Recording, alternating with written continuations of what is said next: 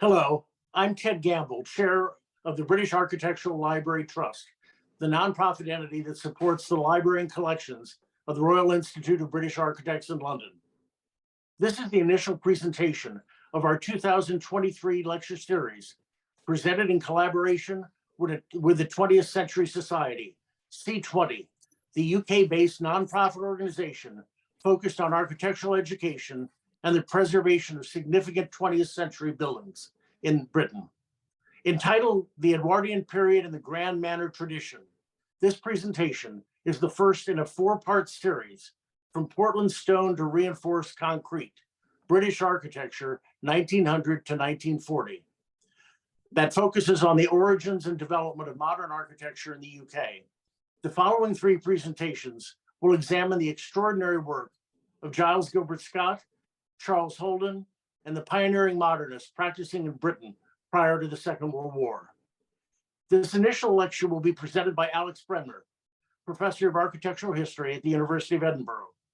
Alan Powers, the former chair of the 20th Century Society and a leading historian of 20th century British architecture, art, and design, will serve as interlocutor and will introduce Dr. Bremner. And now it's my great pleasure to introduce Catherine Croft, Director of the 20th Century Society and editor of C20 magazine.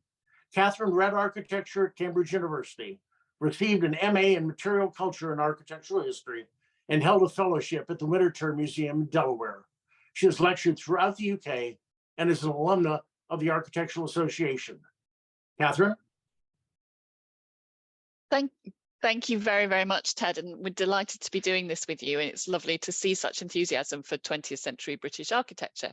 I just really quickly wanted to tell people a little bit about what we are as an organisation, and I'm going to share some slides. So I'm hoping this works. Here we are. Slideshow from beginning. Is that working? I'm hoping so. Okay, so 20th century, we're about conserving 20th century heritage, anything from 1914 onwards, and we see no need to stop. We're beginning to start looking at 21st century heritage, and very much excited by the challenges that puts forward. And we have an official role in the planning process. That's what being a statutory consultee means, that local authorities all around Britain have to talk to us if they want to grant listed building consent for works that involve demolition. We're a charity, and we're also a membership organisation, and I rely on my members for their financial support and also for an enormous amount of volunteer input as well. So what we're working on is a mixture of casework, which is fighting for individual buildings, reviewing planning applications, lobbying building owners and local authorities to make sure that the buildings that are already listed are treated properly, and to get buildings that aren't listed already added to the lists. We're campaigning around bigger issues that come out usually from our individual cases, things that are broader themes where we feel that there is a need for a bigger overview. We've just been doing a major planning inquiry about a huge building that is proposed to overshadow the National Theatre and the South Bank conservation area right opposite the Houses of Parliament. We wrap that up this week on Wednesday and are waiting for the result. But we would go right back to our origins in the 30th Society, when we fought for the classic red British phone box. And it's great to see that we're having a Giles Gilbert Scott talk in this series. And we are also very much involved in getting the heritage of the underground recognised as something unique and special. So that'll come up in our Charles Holden talk. And then I'm just going to really, really quickly flash some images of just some of the variety of buildings that we've been involved with over the last couple of years. I'm not going to say anything about these. I'm just going to whisk them past you as a sort of inducement to maybe come to England and have a look at some of these. So we have a fantastic Art Deco house.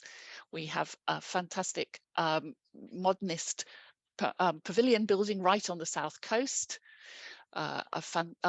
Preston bus station in the northwest, which was threatened with complete demolition, is now flourishing again. We've started looking at postmodernism. This is actually a sewage pumping station in the Isle of Dogs, east of London. We've been looking at the Lloyd's building and broadening our appreciation of high-tech architecture. We've been involved in phone boxes. We've also been involved in Bruce Martin's phone boxes from the 1960s. We've been looking at Lidos over a long period, and it's great actually to see nowadays a lot of these are increasingly popular and are also gradually getting ground source heat pumps and being able to be used much more throughout the year. They've really come back into a popular appeal. We've also been doing work on murals. These ones are by the artist Edoardo Paolozzi, who did a complete scheme for a Tottenham Court Road tube station in the centre of London, which unfortunately was badly damaged during recent restoration, recent expansion work of that station. And post-COVID, we've been very much aware that department stores around the country are very much threatened. And we've been surveying these and putting quite a few of them forward for listing and trying to find alternative uses for them. We've also been campaigning for leisure centres. Again, a lot of these not opening post-COVID. This one is fantastic. It's a huge concrete structure in Yorkshire, and we're really optimistic about this one because it's in Bradford, which has just been selected to be City of Culture in 2024, and we're hoping that we can find a good new use to put this one to. We also have done a lot of work on public housing and are continuing to lobby for the listing of more public housing. We were involved in the conversion of Bankside Power Station to Tate Modern, which I guess is one of the most impressive examples of positive reuse of a 20th century building in the UK, if not on a broader international basis. And we'd really like to invite you to join us, to support us in our campaigns, either by buying some of our publications, which are all on our website and I hope will be of interest, and or donating to us, or ideally, please consider joining us. You know, as well as supporting us in doing our casework and our campaigning, our members get to come on all our fantastic trips and meet other people with similar enthusiasm and passion. So thank you very much for partnering us, and I'm very much looking forward to the lecture. No, I can stop my share.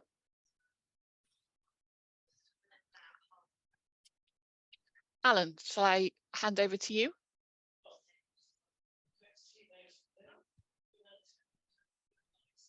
Well, it gives me great pleasure to open the series introducing Alex Bremner, and it couldn't be a better moment because in recent months he's published an absolutely groundbreaking book on building Greater Britain, architecture, imperialism, and the Edwardian Baroque revival, 1885 to 1920, published by Yale University Press.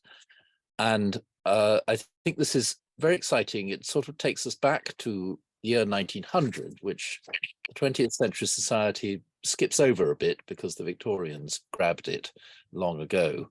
But we are, in a sense, reclaiming that ancestry and seeing how it follows through into the interwar period, which is very important. So, Alex, over to you.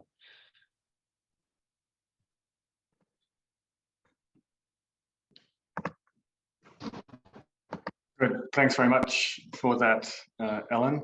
And just before I start, I would also like to thank Anne Mann and Ted and Bolt for inviting me to speak to them and the organisation this evening or afternoon where you are in the US. Now, I'll just share my screen to get my slides up. Might be a moment.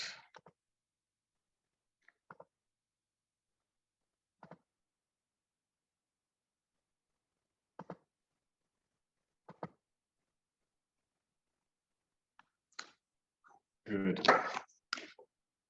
So as this lecture series is mainly concerned with architecture in the second and third decades of the 20th century, my task is to, in a way, I suppose, set the scene by having a look at architecture in Britain immediately preceding these decades, what I will generally refer to as the Edwardian period.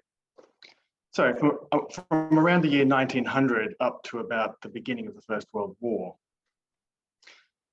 You'll have noted, of course, that this is not strictly Edwardian, but it was a moment, let's call it the long Edwardian period, in British architectural history that had certain distinguishing features about it which carry through into the 1920s and 30s in various ways. Now, in discussing this period and its architecture, I'll be focusing primarily on civic, corporate, and institutional buildings, as it is in this type of architecture that the characteristics I'm going to highlight here are most clearly evident and identifiable. In doing this, and for the sake of as it were, framing this talk in a sort of manageable and coherent way, I'll be referring to the rise and entrenchment of an approach to architecture that today is loosely referred to as the Edwardian Baroque, or at the time, variously as the English Renaissance Revival or Grand Manner. As I say, this was an approach popular among Britain's leading architects of the day, those such as Aston Webb, John Belcher, William Young, John Bryden, Richard Norman Shaw, Herbert Baker, Reginald Blomfield, Edwin Rickards, and many others, and can be seen to shape appreciably, I think, the architecture of the time, particularly in, as I say, in grand civic, corporate, and institutional structures, both in Britain and the wider British world. Indeed, the global and imperial dimensions of this type of architecture are important, I would argue, to understanding some of the motivation behind it, which I shall return to and highlight in the second part of this talk. I should say at this point, just before moving on, that the so-called Edwardian Baroque and the Grand Manner are not identical or entirely interchangeable. One is more a style in the traditional sense of that term. The other, a kind of formal or architectural quality, call it that. As Blomfield himself remarked, the Grand Manner was concerned not with detail, but with scale, and depended for its effect upon what he called proportion and orderly distribution. So as we shall see, this is a quality recognizable in Edwardian Baroque architecture, even if it is only part of the picture. I think the best place to begin is just with an overview of what we're actually talking about here. So-called Edwardian Baroque architecture has certain features that distinguish it quite clearly, I think, from other types of neoclassicism, especially in the history of British architecture, and particularly up to that point. It is, generally speaking, a distinct style, even if it is not always or entirely consistent. Although, let's face it, what style of architecture is ever entirely consistent? What strikes one first and foremost about buildings that may be labelled Edwardian Baroque is their sheer bravado in terms of the way they articulate the classical language of architecture in a palpably ebullient, in-your-face kind of way, what at the time was termed masculine or manly. So it is, as you can see, a bold and generally sculptural type of classicism, hence it later acquiring the descriptor Baroque. But it's more than meets the eye in this regard. And this is where I think it gets interesting. as I'll come on to in more detail in a moment, the Edwardian Baroque was born not in reference to any old sort of classicism, but in a knowing homage, as it were, to English variants of classicism, in particular the likes of Inigo Jones, Christopher Wren, Nicholas Hawksmoor and John Vanbrugh, but especially Christopher Wren. So going back to this building here for a moment, the new government offices designed by John Bryden, you can see here that we're not only talking about the general look or aesthetic of the building and how it relates to earlier forms of English classicism, but if you look at the plan of the building in the bottom right of this slide, and then compare that to the image directly above, which is Inigo Jones's vision scheme for Whitehall Palace from around the mid 17th century, you'll see this use of the circular court, which is quite a distinctive feature. And in fact, the way that Bryden is almost in a way kind of almost copied the kind of, in terms of its overall plan, the kind of right-hand flank of Jones's original scheme. So we see these allusions, connections to earlier British architecture, not just in the look and form of buildings, but also from time to time in the planning as well. So Edwardian Baroque architecture had a distinct sense, you might say, therefore, of national appeal embedded in its DNA, so to speak. It wasn't just classicism or any kind of, it was British classicism. And this is how the architects themselves thought of it, or at least many of the leading ones did. So what you tend to get with the Edwardian Baroque and at this period in history of British architecture is an architecture that is attempting to convey a sense of strength, confidence, and to a certain extent, national identity. Not necessarily all together or all at once, but certainly one or more of these qualities could be found in many, many buildings produced at the time.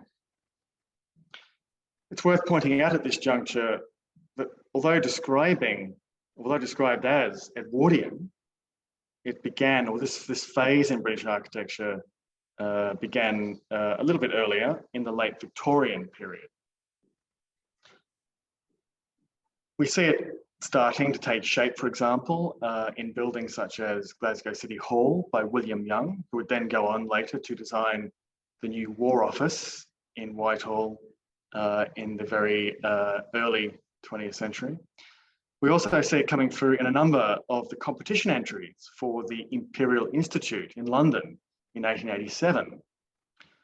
And of course, as you see here on the right, at the remarkable Institute of Chartered Accountants Hall in London by John Belcher, begun in 1890. But it only reaches its apogee or height in around 1904, 5, 6 or thereabouts, which is why we tend to describe it now as Edwardian more than anything else.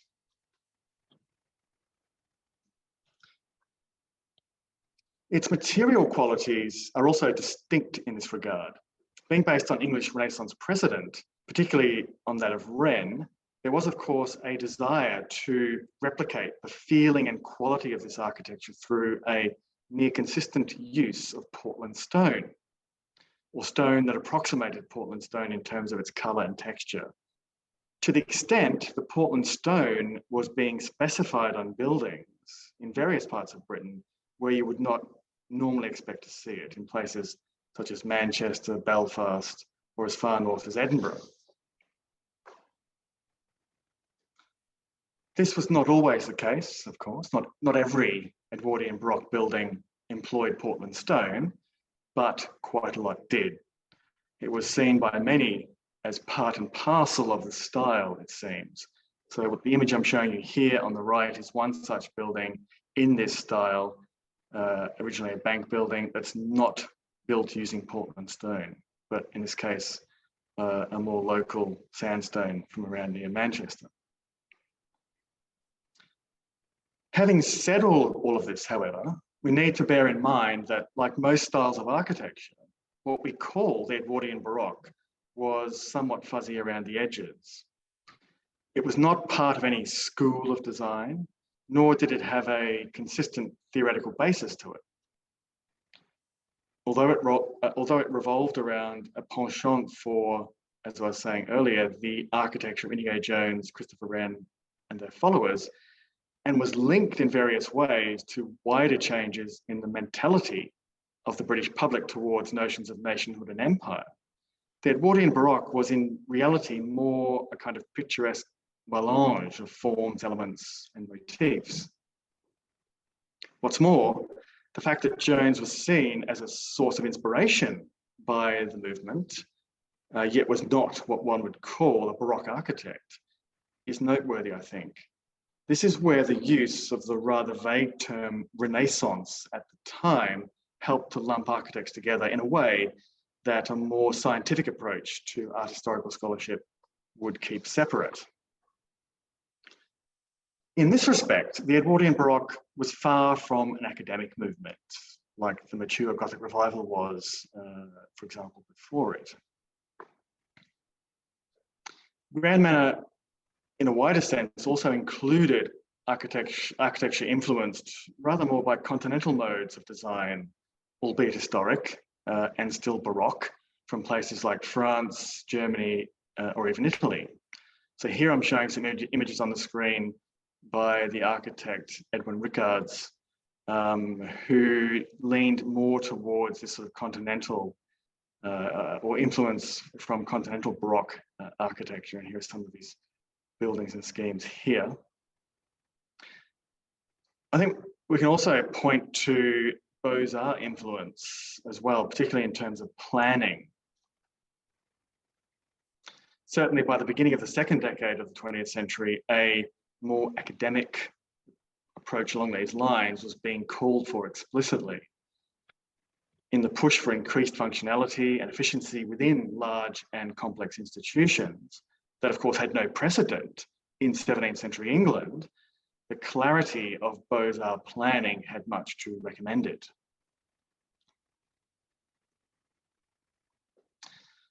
So that's just, as I say, a basic overview of what we're dealing with here. That civic and commercial institutional architecture of the period, although not all Baroque in flavour, was to a large degree affected by this grand manner tradition in one form or another, which, as I say, is one of its obvious distinguishing features. But the underlying question here, and it's an important one, is why?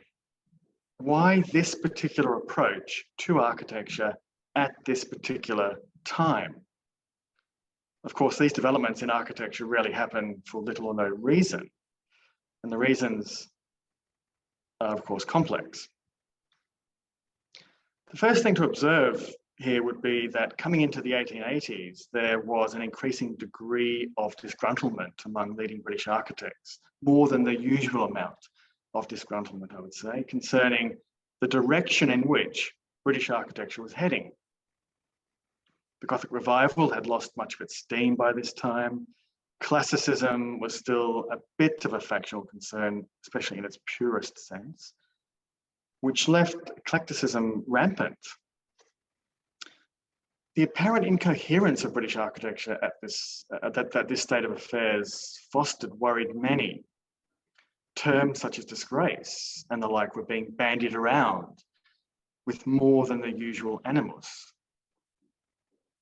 So there was a real and serious anxiety that action was required to push beyond the inertia left to the late Victorians by those who W.J. Lofty later described as the know-nothing vandals of the mid-Victorian generation. It was in the context of this urgent reassessment that we see the turn back to classicism and the rehabilitation of figures such as Christopher Wren, what Andrew Saint has referred to as the cult of Wren, so widespread was its appeal. But as is often the case with architecture, anxieties of this nature were symptomatic of much wider social and cultural concerns that architecture was responding to in its own way. Indeed, as one of the leading theorists of the day, if we can call him that, Reginald Blomfield, said, the form, detail, and planning of buildings is important, but, and I quote, architecture itself is something very much greater, something beyond and outside all of this, end quote. So external referents were a factor, and an important one, I'd argue, in unlocking the conundrum, as it were, of the grand mannerism of early 20th century British architecture. In other words, the rise of the so-called Edwardian Baroque was more than just a kind of reflexive, internalized discourse among architects themselves on the niceties of design or design trends. I think this may go some way towards explaining Britain's holding out against certain continental modernist impulses for so long, but that's an entirely other lecture, shall we say. In any case, the point I'm trying to make here is that context matters. So how do we access and understand these external factors? Well, in his classic study of Edwardian architecture of 1977, Alistair Service gave us a few clues in observing that the turn of the 20th century was a period during which what he called the moneyed public in Britain yearned for an architecture of national pride and glory. But I would add, what this pride and glory rested upon was not only debatable, but also increasingly unstable. Anxiety over Britain's standing in the world had steadily intensified since the 1870s. Something was up. An agricultural depression, followed by the grim realization that the nation was losing its grip on industrial supremacy, stirred enormous feelings of vulnerability, especially among those who controlled the levers of power. This is where empire becomes increasingly important to our story. We have to remember that 120 years ago, Britain meant something more than it does today, more than just a small group of islands off the western edge of continental Europe. It was an idea as much as anything else, and the idea was big. When speaking of Britain, many had in mind the notion of Greater Britain.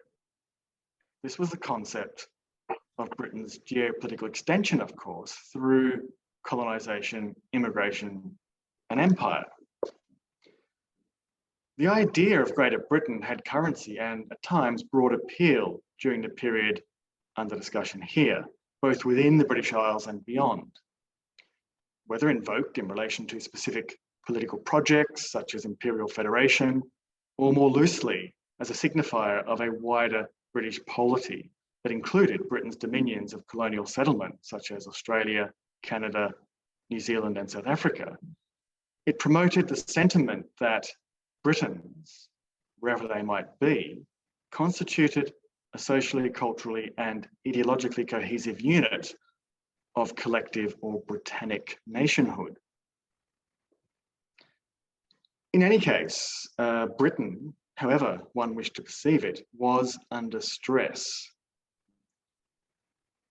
The onset of the economic woes I just mentioned had provided the backdrop to Benjamin Disraeli's famous 1872 Crystal Palace speech, generally considered the starting gun of the new imperialism that slowly engulfed British cultural and political life between the years 1875 and 1915. Britain had entered the so-called Age of Empire. Accompanying this were calls for concerted action.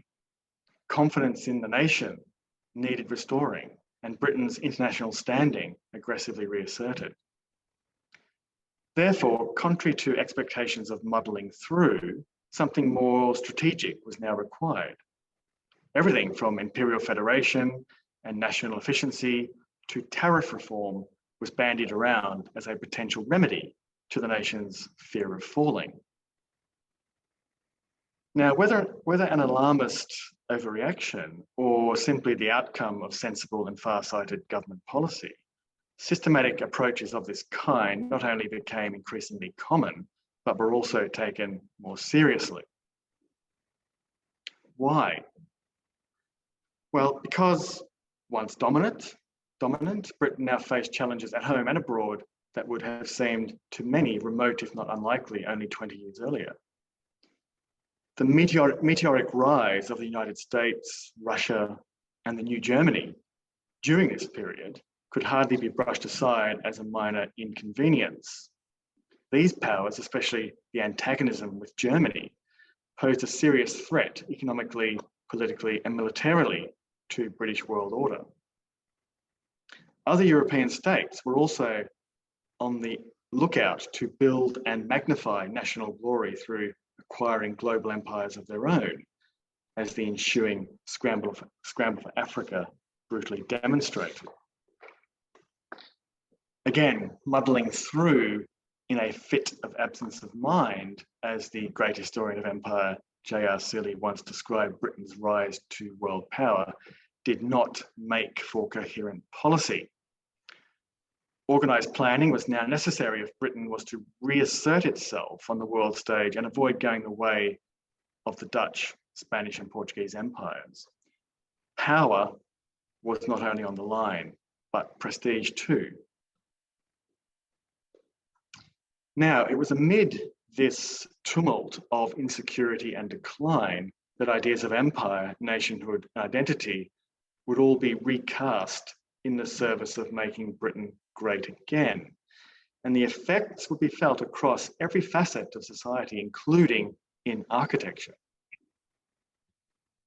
Indeed, as I noted briefly earlier, dissatisfaction with the state of British architecture had already begun mounting. The eclectic cul-de-sac into which it had seemingly cornered itself by the 1880s was coming to be viewed as a sign of national weakness. To some, a more resolute expression was required to restore order, clarity, and a new kind of strength in British architecture. An architecture that would, as it were, address the growing tide of national doubt. But it was one thing to create a patriotic civic environment that, on the face of it, celebrated, as Alistair Service once said, the aged Queen, the new King, and the British Empire, but another entirely to engage architecture specifically as a means of magnifying and projecting Britain's status as an international power. After all, what would having a great imperial capital crisscrossed by grand avenues and studded with prodigious monuments of state do for Britain? Could this stand in for real power and influence? Reflecting on Service's remark, we might ask how architecture could capture these sentiments in any case. What did or should an architecture of apparent unabashed national glory look like? What's more, what did it mean to speak of nation and empire at all during this period? For those involved, the wider built environment was connected to the political and economic health of the nation. But how was architecture to respond, again, specifically to these challenging times? For the educated elite across the British world, classicism, of course, carried clear imperial connotations and would have been understood as reflecting certain and renewed ambitions in that regard. But as we have already heard, any old classicism wouldn't do. Not even the customary Palladianism would cut it, despite its reassuring familiarity. This time, only an architecture that spoke directly to the identifiable characteristics of a homegrown vernacular classicism would suffice. A forthright, manly, and sober form of the genre that reflected those self-same, no-nonsense characteristics of the British nation and its people was now the order of the day. If architecture was hapless in itself to remedy Britain's ailing fortunes, it could at least mask them, in the process inspiring ideas, perhaps even delusions, of political preeminence and global dominion. After all, the moneyed public, as service would have it, had to have an appropriate stage or setting upon which to take necessary action in stemming national decline. This architecture would be an architecture of pomp, pride, and the proverbial stiff upper lip. Here, architects spoke clearly enough for themselves. By the 1890s, a whole new scholarly interest in the history of English architecture, and classical architecture in particular, began to appear with interest in the works of those, as I was saying earlier, like Inigo Jones, and this scholarly tradition began to flourish in British architectural discourse. Everywhere one looks in these publications, a kind of similar language of national exceptionalism, intellectual clarity, and masculine sobriety in the English classical tradition prevails. But the lineaments of this invented tradition, as it were, began some years earlier in the singular event of John Bryden's lecture at the Architectural Association School of Architecture in February 1889. Entitled simply The English Renaissance, it may have seemed on the face of it innocuous enough. However, it was anything but a dreary summary of certain well-known English architects and their buildings. Rather, it amounted to a clearly formulated discourse regarding the tightly bound relationship between architecture and identity. That the English Renaissance, as it immediately became known, was an architecture that only a race and a culture such as the English could devise. It was not only unique, but in its own way superior, we were told. Rambling initially through the key works of Jones and Wren, Bryden's lecture reached its rousing conclusion with these words. And I quote, and you can see these here on the screen so you can follow them. The 17th century was now drawing to a close. It had been a wonderful century. The country had made immense advances in all that makes for the greatness of a nation. It was no longer a question of England and Scotland, but of Great Britain. The East India Company had been incorporated and made great progress in the formation of what ultimately became our empire in the East. England's colonial empire had been founded by the settlements in the Carolinas and the New England states, the beginning of that Greater Britain, which has come to be such a factor in the civilization of the world.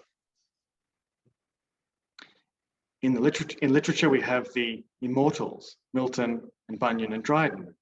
In science, the mighty Newton and Harvey and Flamsteed, the founding of the Royal Society and the Royal Observatory, and everywhere, an enlarged and increasing commerce.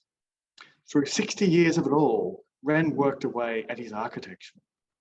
With the death of Wren, may be said to have closed the early English Renaissance, which had lasted about 100 years.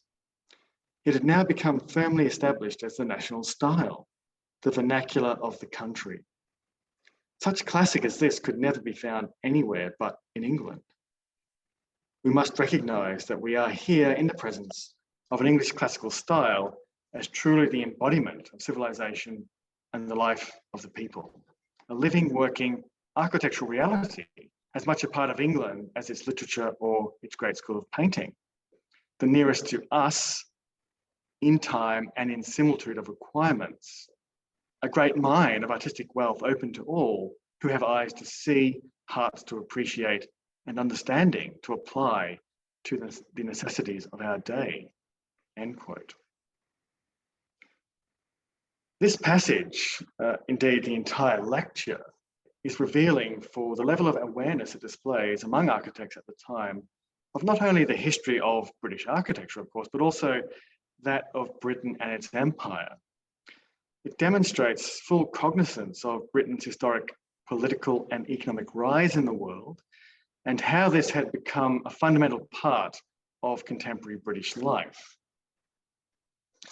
Reaching across the ages, Bryden could see how the 17th and 19th centuries related to one another in terms of vision, ambition, and development.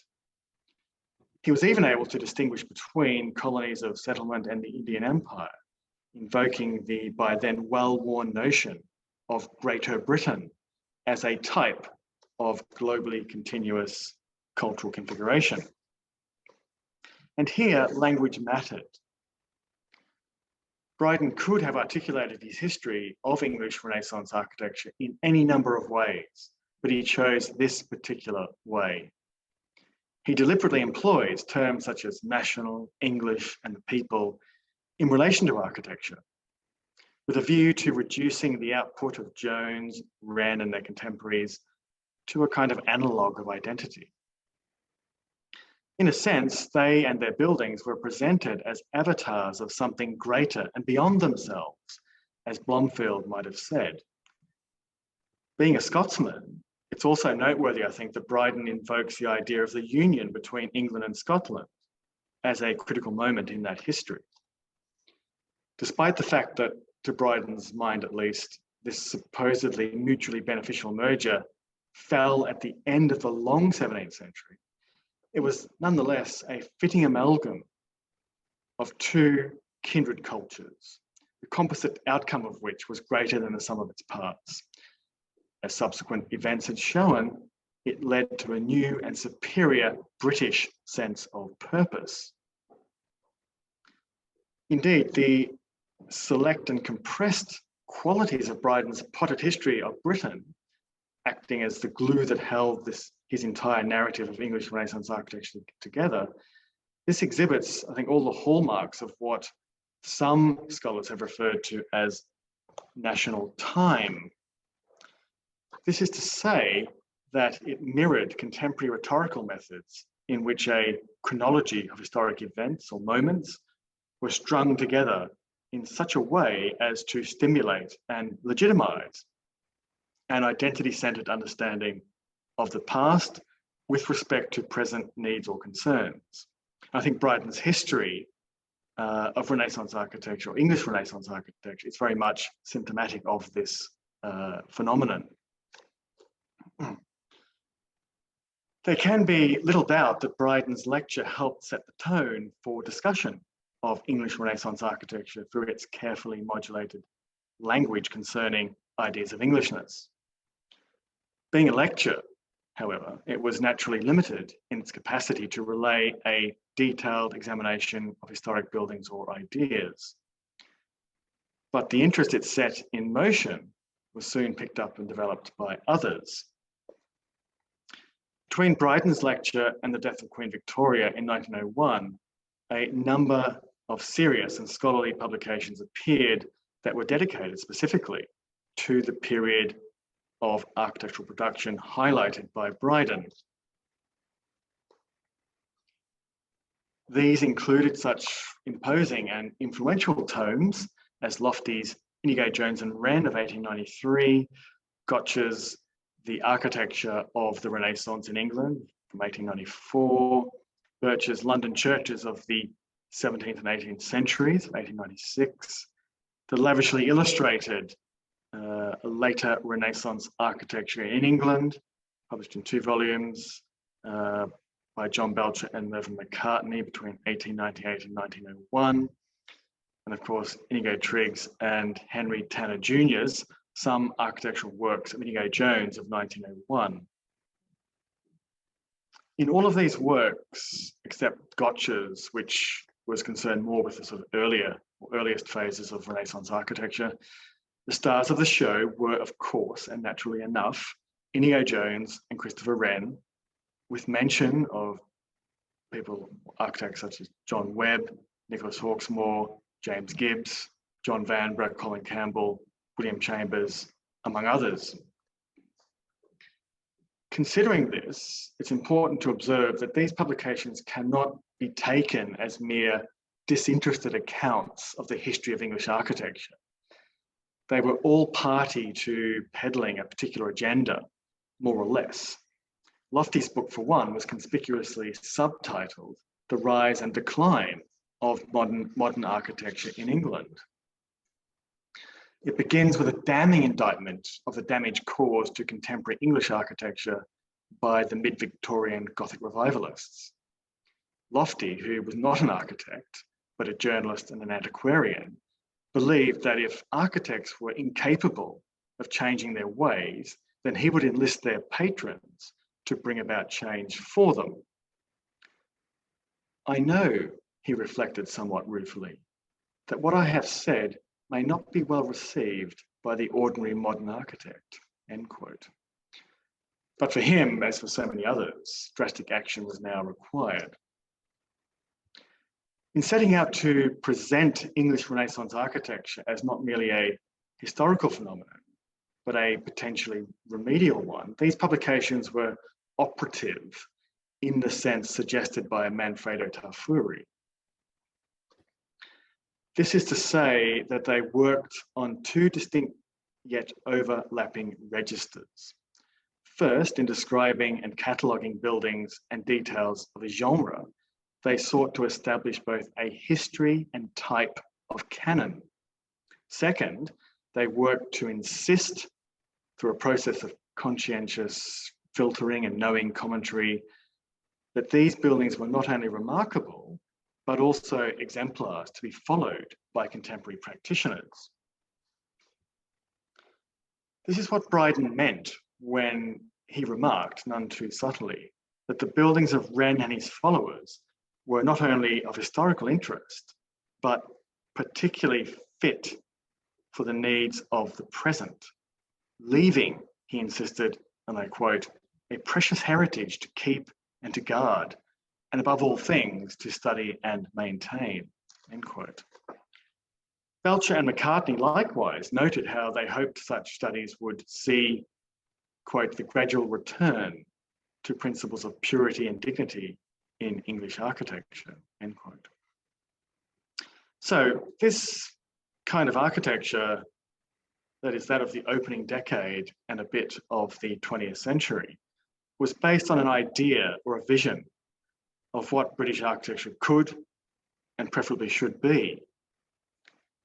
And returning to the notion of Greater Britain, it was one that was considered applicable for architecture in the wider British world.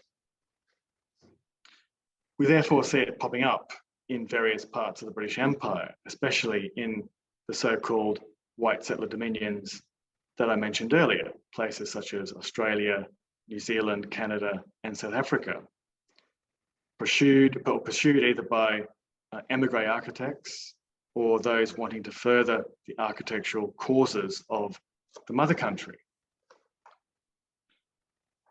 So it might be described, this architecture, this style, this movement, whatever you want to call it, the Edwardian Baroque, might be described as the closest Britain ever came to conceiving of and creating an imperial style of architecture. Therefore, having considered this genre, if we can call it that, I will conclude simply by observing that this is the kind of architecture, this grand manner tradition and its Edwardian Baroque inflection, that characterised much large-scale building that took place in Britain up to and even slightly beyond the First World War.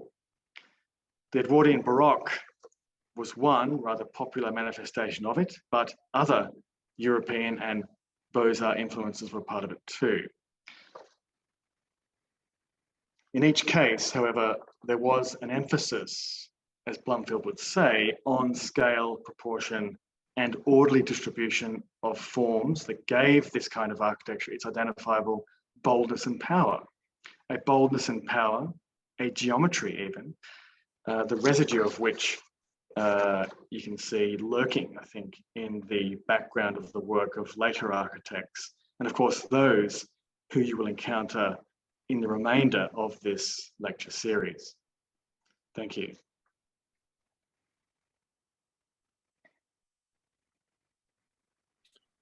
Well, thank you, Alex. That is a wonderful distillation of an enormous amount of material that you have in your book, and I hope it has encouraged the well over 100 listeners on this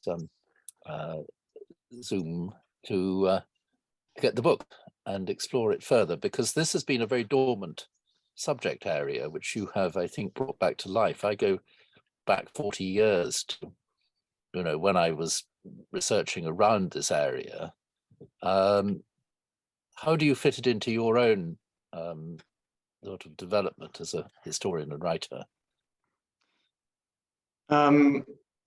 Thanks, Alan. First of all, I think you're right that this subject had sort of fallen by the wayside a bit, and I think it even traditionally had, mainly because the way I see it is that as how the history or the study of the history of architecture in Britain developed through the 20th century, people seemed to be either interested mainly in what you might call mainstream Victorian architecture or the 19th century, or modernism. But there is this bit in between, this little gap, say 10 or 20 years or a bit more, that people tended to skip over because of that. In fact, people like Nicholas Pevsner said, well, the Edwardian period, don't worry about it because it's just a repetition of what happened in the Victorian period. We don't really need to say any more, do we?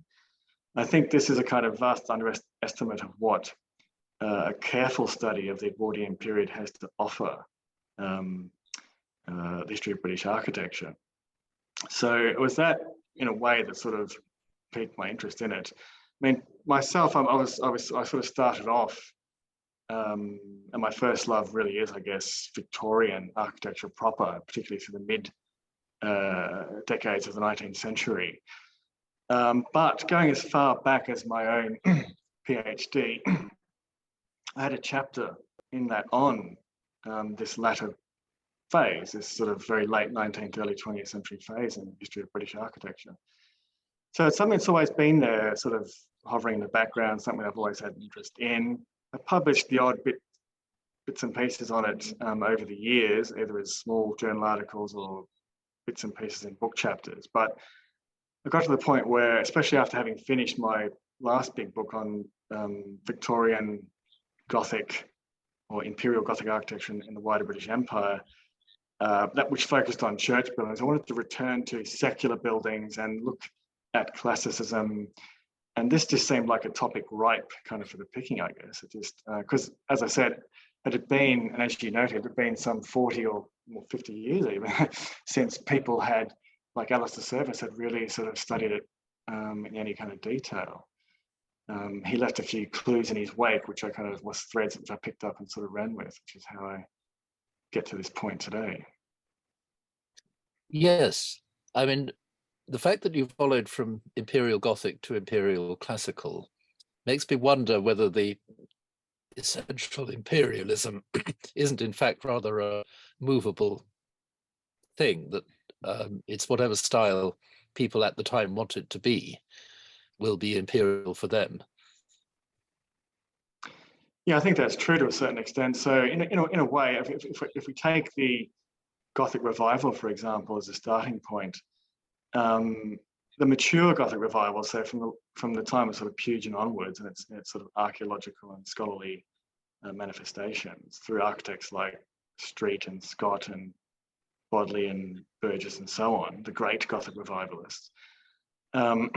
This kind of architecture had a distinct line of thinking in it relating to nationalism, to a kind of English Gothic, and so on.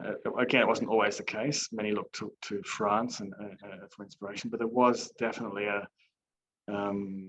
sort of nationalist bent to it. And this, as of course, this kind of architecture, of course, was being created at the moment when Britain's empire was expanding quite rapidly. So British people were spreading across the globe in pretty vast numbers at this point. And they took this architecture with them. They took what they knew with them, this vision for architecture. But so it became kind of imperial, as it were, by default. The Gothic revival became a kind of de facto imperial style, if you will. And although some people talked about it being used as a form of cultural expression in the British Empire. I think, or I believe, that this latter phase I was talking about today, this latter phase of classicism, actually started off pegging itself to these wider ideas of Greater Britain and the Empire. So from the get-go, and the way many of these architects were talking about it, so I just showed you that quote from Bryden, they actually pegged it directly to this idea of Greater Britain. So that's why I think it's really the closest Britain ever came to creating a specific imperial style of architecture, because the other styles were kind of, as I say, de facto imperial, if that makes sense. Yes, I think so. One of the things I wanted to ask you about, though, there's a great deal in your book, and it's fascinating, about these values of clarity and strength and masculinity and purity and dignity. Lofty talks about. Do we actually see that in most of these buildings? Because I don't think we do. I think there's something completely different.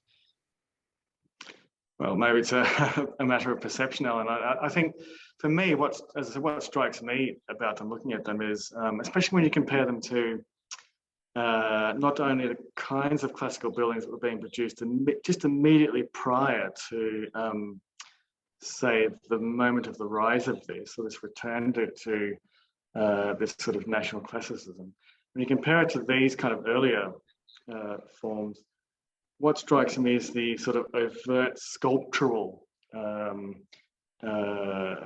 sort of boldness of the surfacing and the tension across the surface of these buildings. I think that's why they acquired this moniker Baroque, Edwardian Baroque, because they do have a kind of Baroque, but the sort of sculptural Baroque feel to them, although it was this sort of English inflection. But then again, as I showed a couple of slides, some of the work by Rickards is more continental, and some of it could be quite expressive. So there are two things here. One is that sort of, as I say, in your face kind of sculptural boldness, this Baroqueness of them, which I think is quite different to the earlier, more staid, refined forms of English classicism up to that point, accepting the English Renaissance itself. So there's that, but then there's also this underlying quality that people like Blomfield or Herbert Baker would bang on about, this idea of the grand manner, that for a building to be perceived, to have an impact and to be perceived as a good or great piece of architecture, it had to have this formal geometry and power that sort of hit the viewer, not just literally, but almost sort of subconsciously. And Blomfield would argue that this was the quality that's consistent in all good architecture through the ages. This is something that British architects should reconnect with and reinvent. So if you look at some of the architecture of Herbert Baker in particular, we can see these sort of qualities coming through quite strongly. So I'd say it's probably a bit of a spectrum, really.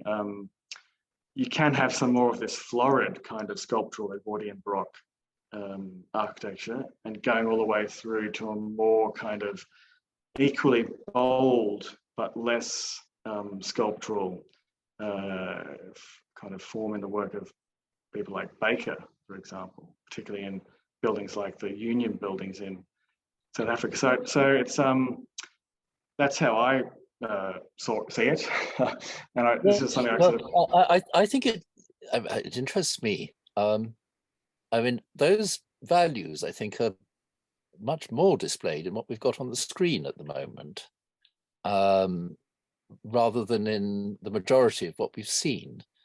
Because by that stage, in getting towards the First World War and afterwards, something very extraordinary happens, and that was a subject of my study long ago. It's almost as though the temperature has turned down, and it gets very chilly, and those the Port of London Authority and the Freemasons Grand Lodge, they don't have domes. And I was curious, you never mentioned domes once, I think. which are such a distinctive feature, and very clearly derived from Wren. What I would say is that the work they were doing was mannerist, but they didn't have that word to describe it, and neither when Osbert Lancaster, as you very perceptibly say, he's the first person to call it Edwardian Baroque in 1937. Even the term Baroque was rather newly current at that time.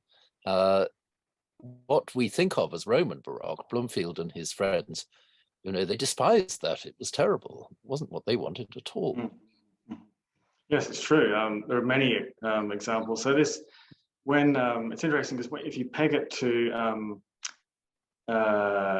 what some of these, if you go back and look at what some of these guys were saying, like Blomfield and others, when they're talking about these ideas, or when they raise these figures, these great men of English architectural history like Inigo Jones and Christopher Wren and so on, they talk about these ideas of clarity of mind, of their sober approach to architecture of the classical tradition.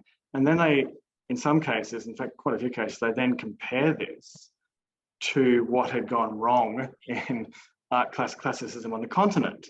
So they talk about French, the later phases of the Renaissance, like the Baroque and Rococo, as having gone off the rails, so to speak. And they'd say things like, well, architects like Wren, who knew Bernini and mixed with these figures at various times, was right of mind enough not to be influenced by these people, and sort of held the line of great British soberness. And so they're sort of connecting these ideas in the architecture to a certain kind of mentality or frame of mind in their view.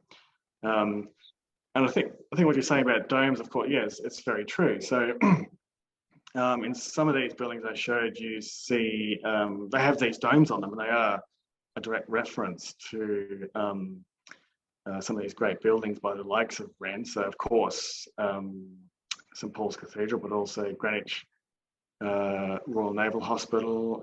So I didn't show an image of it, but Herbert Baker's Union buildings in Pretoria were modelled quite directly on Wren's Greenwich Hospital. So it's the sort of two or twin dome setup. We also see that appearing in Edmund Lutyens' design for London County Hall as well, which he didn't win that competition, but his competition entry shows that same kind of twin domed English classical model that Wren presented. So yes, domes are part of it. Now, going back to what you're saying about this turning up the temperature, again, I think we have to sort of go back and think about it, put ourselves in the mindset of the architects at the time. What did they think they were doing? So it's one thing is for us to look back from our standpoint and see how it developed from point A to B. But if we go back to, say, 1900, 1901, 2, 3, and look what the architects were saying, what they were doing, what they thought what they were doing was a very, sort of introducing a new kind of power and strength into British architecture. But of course, as the decade rolled on and we get into the second decade of the 20th century, you have people like Albert Richardson coming along saying, we need to pay more attention to both traditions and planning and in modernism in that respect. Then it begins to change. We notice this. So these buildings you can see on the screen here begin to pick up these kind of changes more and more as time goes on. So by the time we get to the 20s, we see pretty much, I'd say, a whole-scale transformation in what these ideas are seen to embody. So the Grand Manner, that's why I say the Grand Manner tradition, of which the Edwardian Baroque is an inflection. This Grand Manner tradition is something that carries through in various ways from the very late 19th century through into the 1930s. Right? There's certain buildings one can point to in the 1930s which kind of exemplify, I think, this Grand Manner tradition still rolling on, I guess. Yes, but I guess in a very subdued way, and it is a change of mind, I think, and it's a new generation. One of the things that strikes me from my memories of reading Blomfield is that he he doesn't want it to be too good in a way. That wouldn't be playing the game. He wants it to be all a bit amateur. And, you know, the French play it by the rules, and that spoils the whole thing. And there's a strong element of that, I think, in the period which you were covering in the lecture. And then with the development of formal architectural schooling, there's an attempt at a sort of cleanup operation, the results of which we do see on the screen here. So it's a for some people a brief and glorious flourishing of anarchy, really, anarchic classicism. But maybe also, I don't know whether you'd agree about this, I feel whatever happens in the development of architecture from, I don't know, 1750 onwards, sometimes the door is closed on classicism, but it's always out there trying to get in. And so this is one point in the 1890s where the door is reopened, you know, after Ruskin and the Hugin's descriptions of the foul torrent of the Renaissance and all that, you know, they realize they can't really live without it, so it's got to come back in. And then modernism pushes it out again. It can't be said that it's come back, but if we go back 40 years or so, we're not that far off certain events that took place at Hampton Court Palace, just to fill people in, when our current king did rather what Lofty did and said, these architects are all delinquent, they're not listening to what any of us want. You know, get them straight, get them classical. So there's an interesting sort of recurrence here. It's not a unique event. Yes, that's true. So yeah, it's Christopher Wren and co. Their reputations hit a very low ebb through the 1830s, 40s, and 50s when Gothic revival was in full swing. So, you know, Pugin's polemics about the Gothic revival often targeted architects like Wren and others for what was incorrect or not right about British architecture. So in that respect, classicism came in for a flogging, basically. Although it never really disappeared. So anyone who studies the history of Victorian architecture will know that in certain contexts, like big, grand public edifices, classicism still was there, still ticking along with town halls and things like that. Of course, the Gothic revival had made inroads, but the classic had never disappeared, despite its reputation having suffered in the middle decades of the 19th century. Then it came back with a vengeance. So I think what's interesting about that moment, so the 1880s and 90s, is, you know, people often, when they talk about how the history of Victorian architecture got a flogging from the modernists in the especially in the post-war period, hence the advent of the Victorian Society. The first real reaction to it happened in the Victorian period itself, through some of these architects who described the Gothic revivalists as hopeless vandals that had destroyed British architecture. So, yeah, I think it's, as you say, classicism is, and also to pick up on your point that, yes, these people did not want this to be too schooled, quote unquote. It was, this is something that authors like Goodhart Rendell and others, Alistair Service, talk about how these architects, this is more of a sort of theatrical approach to architecture, looking at creating, you're taking elements and motifs and so on and rehashing them and representing them, not in a scholarly way, not, you know, studying exactly what Wren did, exactly what Inigo Jones did, and trying to understand its underlying laws and replicate it. It was quite different to that. It was, as you say, it was a freer kind of phenomenon than that. Well, this gives me a cue, because I looked it up and I have it beside me, what Goodhart Rendell, who I don't know if he'll find a place in the series because we haven't sort of opened the door for him, but he's a fascinating writer who I'd recommend anybody to read. His book, English Architecture Since the Regency, is the most accessible. But you showed the rendering of what Norman Shaw's Regent Street quadrant might have been like had he been allowed to complete it.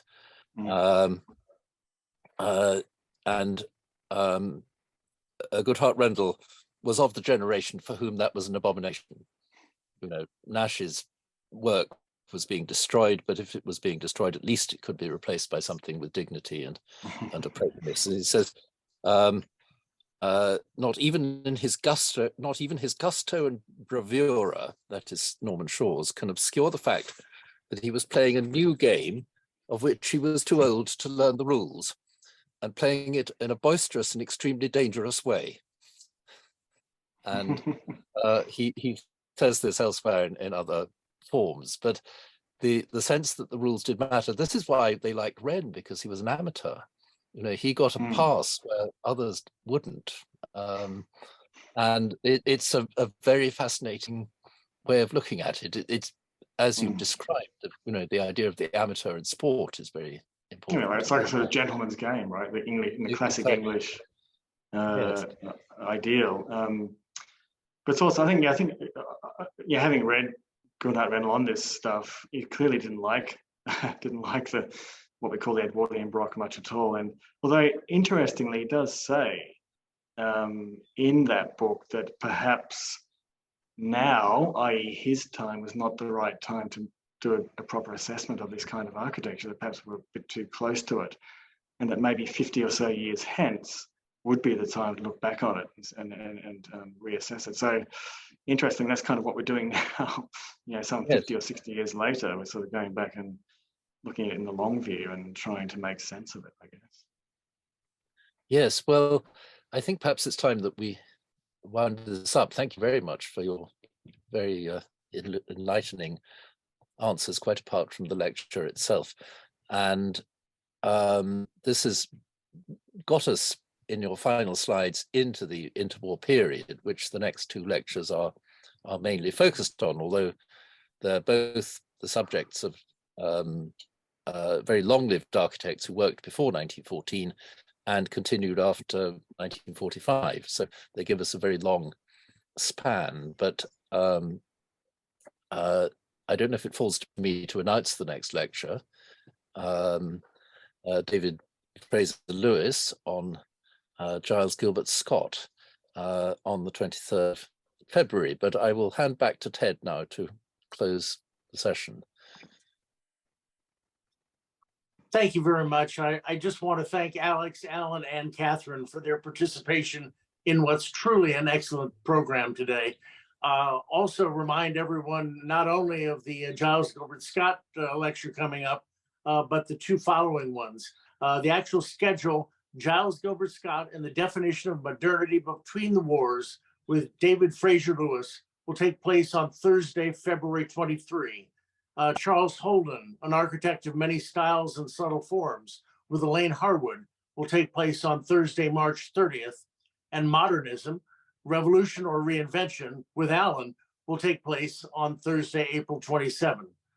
Information on the British Architectural Library Trust can be found on its website, thebaltrust.org, and information on the 20th Century Society can be found on its website, C20 Society.org.uk. Thank you again for joining us.